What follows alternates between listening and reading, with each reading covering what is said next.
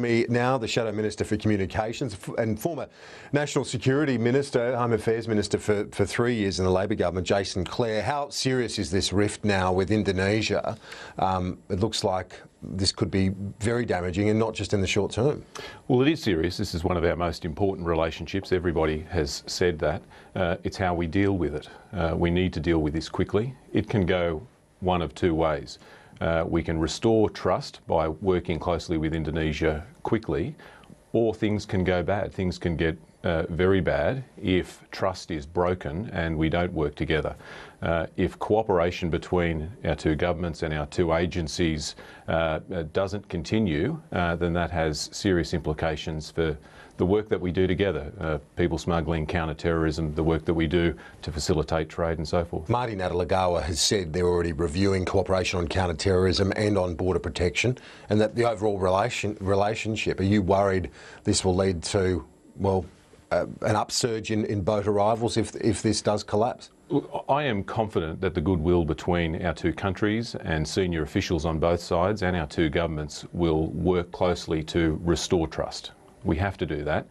But if we let it fester and things do get worse, then there is the risk that there'll be a breakdown in cooperation. We just can't let that happen.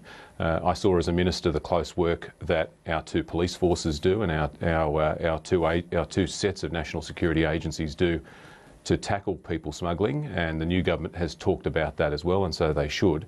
The Indonesian police and the Indonesian law enforcement agencies work to intercept boats, interrupt people getting onto boats.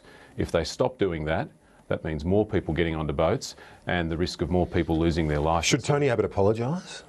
Look, I'm not going to tell the Prime Minister what to do. As Richard Marles has said, he's in the chair. He's got access to the national security agencies. He's got access to the cables, the best people around him to provide that advice. We do have an example, though, about how to approach this issue. Snowden has released this information. It's affected the relationship between the US and Germany. Now we see this example. There's the threat of more information to come. The way that the Chancellor of Germany and the President of the United States tackle this issue is a good template for us to follow. Friends pick up the phone and talk to each other, and that's a suggestion that we think the Prime Minister should pick up. What about the US? Should they apologise to us? Because how did Snowden get his hands on this Australian intelligence? He wasn't a very senior official in the NSA.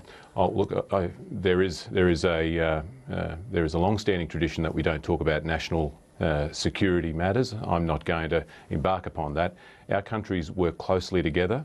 The US and Australia, all Five Eyes agencies, the UK, Canada and New Zealand, that's a good thing. It's in our national interest for that to continue. Long-term, Kieran, what we would like to see is closer cooperation, not just between the Five Eyes countries, but between countries like Australia and Indonesia, and the sharing of more information and more intelligence there.